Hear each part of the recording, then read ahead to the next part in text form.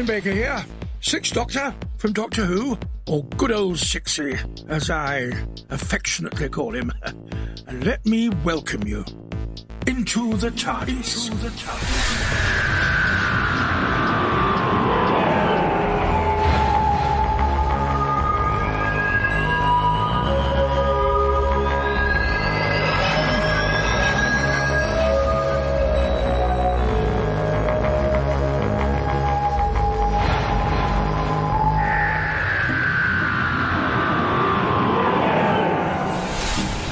I've had the wonderful honour of travelling in the TARDIS as an actor for many, many years now.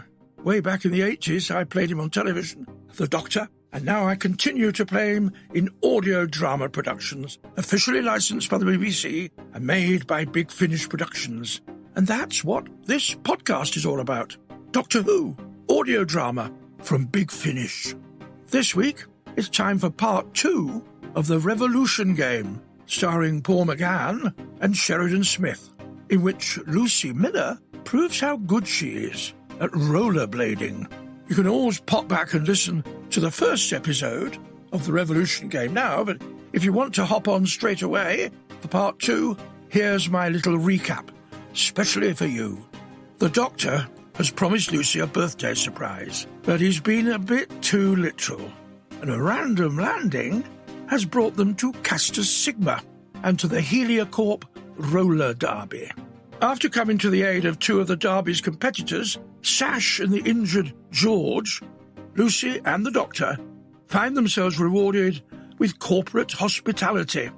All is not as it seems, and the Doctor, Lucie and Sash begin investigating George's cryptic warning that Specimen 34 knows.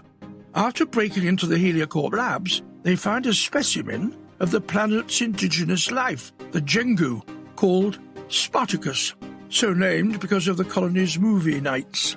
With security drones on patrol and closing in, Lucie escapes with Spartacus, whilst the Doctor and Sash evade the drone with a little help from the sonic screwdriver.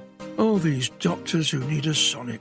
Some of us manage perfectly well without them. Anyway, with Sash due to participate in the roller derby, the Doctor decides to take up Heliocorp's hospitality, where he finds that his benefactor is actually intent on killing him.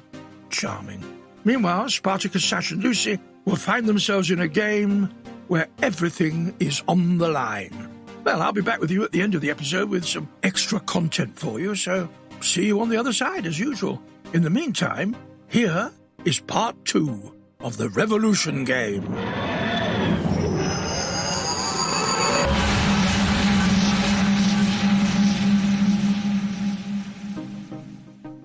You have been listening to Doctor Who, The Revolution Game by Alice Cavender. The Doctor was played by Paul McGann, Lucie Miller, Sheridan Smith, Clegg, Jonathan Keeble, Sash, Madeline Duggan, George, Tom Alexander, and Tallulah, Alicia Ambrose Bailey. Other parts were played by members of the cast.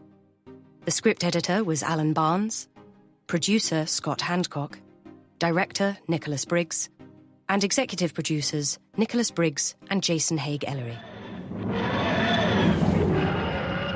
Yeah. A case of executive director Clegg not being so much burned out as washed out.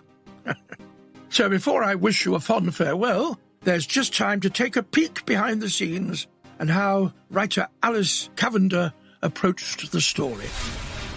I'm afraid I've been reading Ursula Le Guin novels. I'd read The Word for World is Forest, which is from 1972. It's one of the first novels where a writer turns on its head the notion of the colonists being the good guys and the aliens being the baddies. So I had that in my head when I was asked to pitch for this story. But also in the pitch it said that the story could be fun.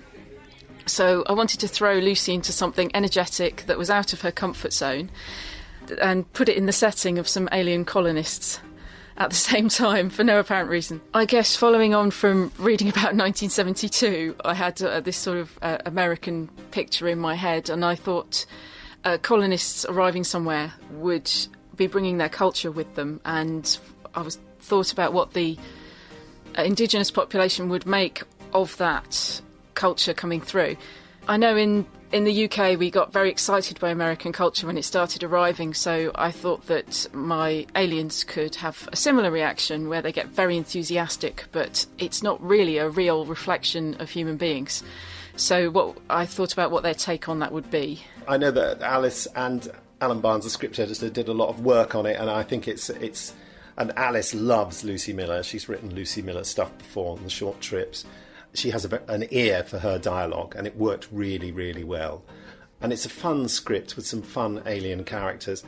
It's brilliant when actors surprise you with an interpretation. I had a completely different idea about how, for example, Spartacus could sound. But Tom, who played the part, decided quite logically that because he'd got his name from watching Spartacus, the movie, which starred Kirk Douglas, so that he learnt English by watching Kirk Douglas. So he kind of sounded like Kirk Douglas, which was amazing, actually. So that was good. That was a nice surprise. I would have gone for a more sort of generic Doctor Who insectoid voice, which would have been wrong. Yeah, it was lovely. I loved the script. It had a very light touch to it, even though, it has that sort of undercurrent of alien genocide, but the story itself had a beautiful light touch to it. All the silliness of a load of invisible insects hiding at the back of a crowd eating popcorn and all that, which is lovely images like that. Yeah, it was really good. I really enjoyed it. In regards to the colonists themselves, because they're under a corporate regime, they are willing and unwilling participants at the same time, so they have a lot to lose if they don't play the game, but they can also see the bigger game playing out in front of them. So for Sash, she's got some difficult choices to make about whether she stays corporate or breaks out from it. So then again, you've got another dilemma being set up of who to fight for. Now, don't forget that Doctor Who, the worlds of Doctor Who, and more besides, live on at the new and improved Big Finish website, bigfinish.com. So be sure to visit. And so, as I prepare to re-enter the vortex, the good old vortex, perhaps we should look and see where we will go next. And it's back to the era of the third Doctor, and a follow-up to the classic episode Inferno. Prisoners are escaping from incarceration all around the country, and UNIT have been called in to aid in the search. But the Doctor is unwilling to agree to the Brigadier's request for help, as he and Jo have opted to take a holiday. They're going to visit his old assistant, Liz Shaw, now working at Cambridge University.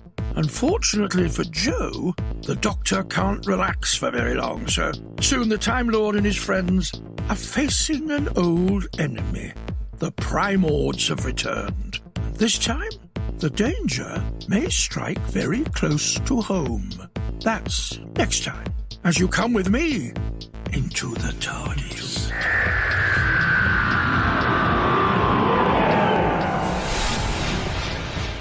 You've been listening to Into the TARDIS, hosted by me, Colin Baker, and produced by Ian Meadows. Supervising producer was Lizzie Wursdell, and executive producers are Nicholas Briggs and Jason A. Galloway.